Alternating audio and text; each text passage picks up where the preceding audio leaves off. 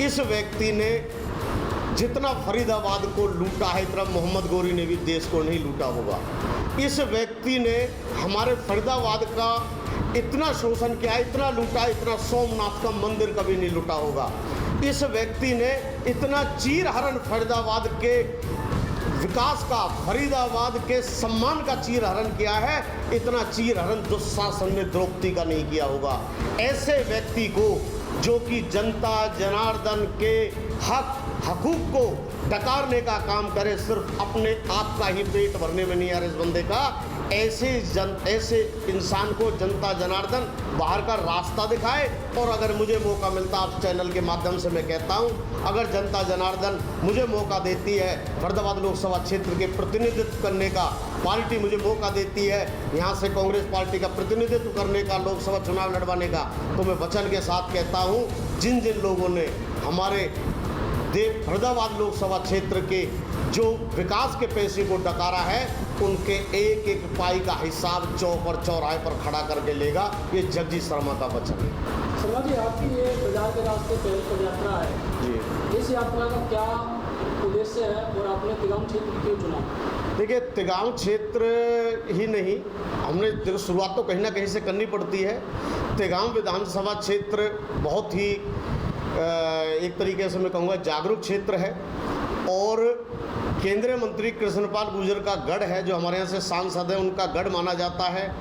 मैं कृष्णपाल गुर्जर जी को तिगाम विधानसभा क्षेत्र से चैलेंज देना चाहता हूँ जनता जनार्दन के माध्यम से कि उनका जनता के बीच में किसी भी प्रकार का कोई भी अब ना कोई हिसाब बचा है, ना कोई किताब बची है। जनता जनार्दन उनके जो तानाशाही रवैया है उससे पूरी तरह से त्रस्त है और तिगाम विधानसभा क्षेत्र की जनता, मेरे कार्यकर्ता साथी 10 तारीख को कृष्णपाल गुर्जर को ये चैलेंज दे देंगे कि आपका यहाँ से अब सामान उठ चुका है, आपकी दुकान बंद हो चुकी है। ये जो आप 10 तारीख से यात्रा शुरू कर रहे हैं, हाथ से हाथ जोड़ो, इसमें कांग्रेस के कौन से बड़े नेता आपके आने वाले हैं? नहीं, मैंने किसी को आमंत्रित नहीं किया है।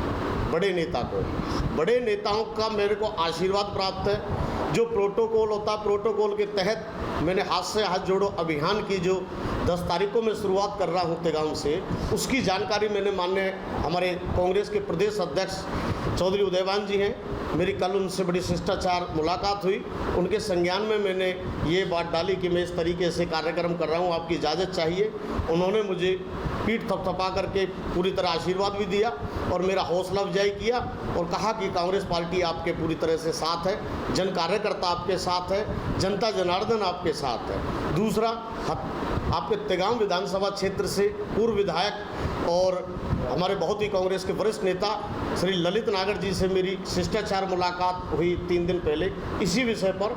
उन्होंने मुझे इस कार्यक्रम की सफलता की अग्रिम बधाई दी और अपना पूरा सहयोग देने का आश्वासन दिया। कांग्रेस प्रत्याशी के तौर पर करण दलाल का नाम बहुत तेजी से आगे चल रहा है जी, तो कैसे इस दावे को आप अपने को मजबूत करेंगे? करण दलाल भी एक मजबूत दावेदार माने जाते हैं। देखिए, तो कांग्रेस पार्टी एक लोकतांत्रिक पार्टी है, बड़े सिस्टमेटिक ढंग से हमारी पार्टी सभी कार्यकर्ताओं को तवज्जो देती रही है और देती रहेगी।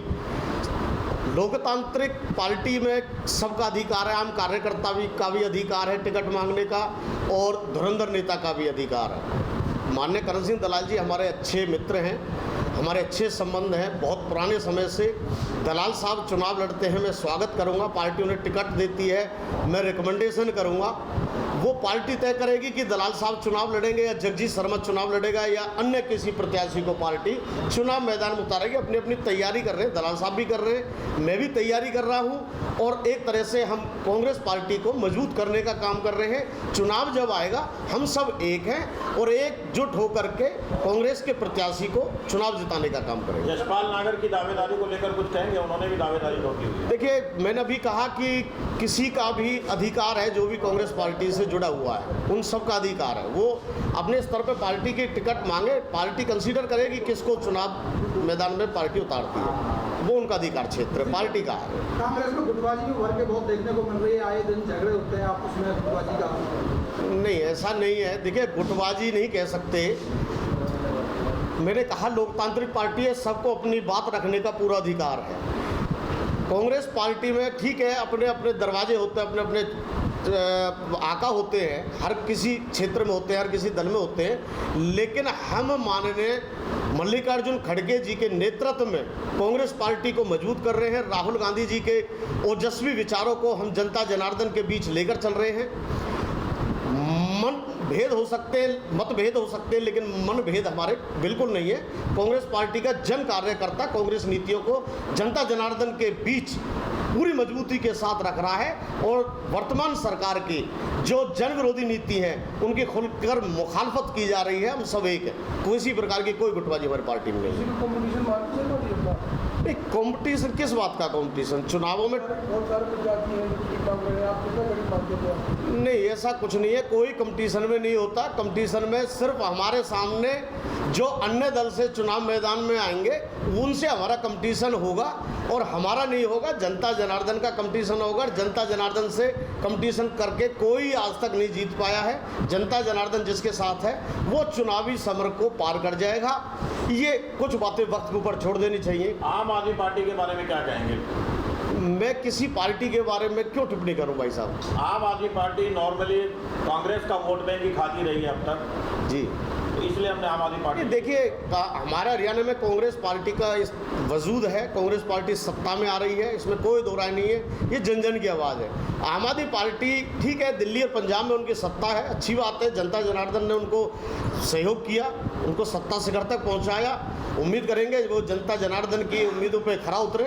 लेकिन हरियाणा में आम आदमी पार्टी का कोई वजूद नहीं है। हमारे इंडिया के घटक दल हैं, वो पार्टी का शीर्ष नेतृत्व में बड़े नेता हैं, क्या तय करेंगे वो उनका अधिकार क्षेत्र। पंजाब में आप अलग लड़ने की बात करते हैं आम आदमी पार्टी से, हरियाणा में आप गलबैयाँ कर रहे हैं, उसको लेकर कुछ कहेंगे? नहीं, हम गलबैयाँ नहीं कर रहे। हमारी देखिए, जहाँ पर हम एक देश में एक तानाशाह के विरोध में हैं, जो वो भी तानाशाह के खिलाफ और हम भी तानाशाही के खिलाफ हैं, तो कहीं ना कहीं पर किसी मुद्दे पर अगर हमारे एक विचार मिलते हैं तो हम एक साथ खड़े हैं। पंजाब के नेता कुछ मुझे भी संज्ञान में आया, जो आम आदमी पार्टी के कुछ वहाँ पर जो लोकल एमएलए हैं वो विरोध कर रहे हैं, उनका मामला है, पार्टी शीर्ष नेतृत्व तय करेगा, वो हमारे अधिकार क्षेत्र की बात नहीं है। शर्मा जी, आगे की आपकी क्या रणनीति रहेगी? क्या ऐसी पदयात्राएं और भी क्षेत्रों में निकाली जाएगी? बिल्कुल, मैं हर 15 दिन के अंदर, हमारे 9 विधानसभा क्षेत्र हैं, 9 के 9 विधानसभा क्षेत्रों में मैं बाज़ार में डोर टू डोर करता रहूँगा और हर जगह मेरी जो टीम है वो पूरी तरह से सक्रिय है।